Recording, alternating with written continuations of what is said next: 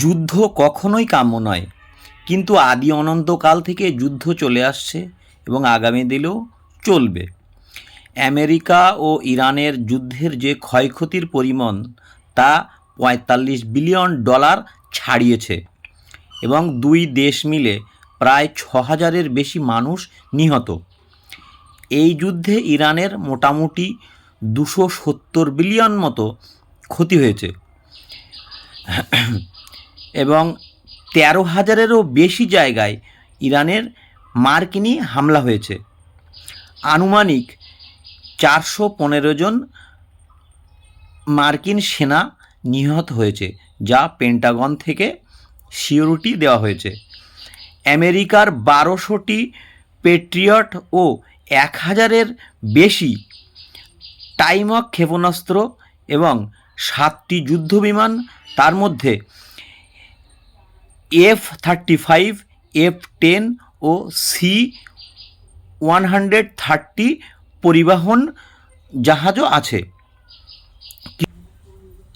MQ-9 drone ক্ষতিগ্রস্ত হয়েছে এবং যার মধ্যে ১৬টি ড্রোন ভূপাতিত করেছে বলে ইরান সূত্রে জানা গেছে। ইরান এও দাবি করেছে ২টি ব্ল্যাক হক হেলিকপ্টার তারা গুলি করে নামিয়েছে এবং ৩টি F-15 প্লেন তারা ধ্বংস করে। ইরানের ক্ষয়ক্ষতির পরিমাণ মোটামুটি ২৭০ বিলিয়ন ছাড়িয়েছে। ৬৫% তাদের ক্ষেপণাস্ত্র ও ড্রোন উৎপাদন কেন্দ্র তারা ধ্বংস করে দিয়েছে। ১৯০টি ব্যালিস্টিক ক্ষেপণাস্ত্র ও ১০০টির বেশি নৌযান ধ্বংস করেছে বলে পেন্টাগন সূত্রে জানানো হয়েছে। ৬,০০০ সামরিক ও বেসামরিক কর্মী নিহত হয়েছে। ১৫,০০০ বেসামরিক মানুষ মানে সাধারণ মানুষ ক্ষতিগ্রস্ত হয়েছে, মানে মৃত্যু হয়েছে বলে জানা গেছে এবং ১৫ লক্ষর বেশি মানুষ বাস্তুহারা হয়েছে। প্রায় ৩ কোটি মানুষ দরিদ্র সীমার নিচে চলে আসতে পারে বলে এমনটি আশা করা হচ্ছে।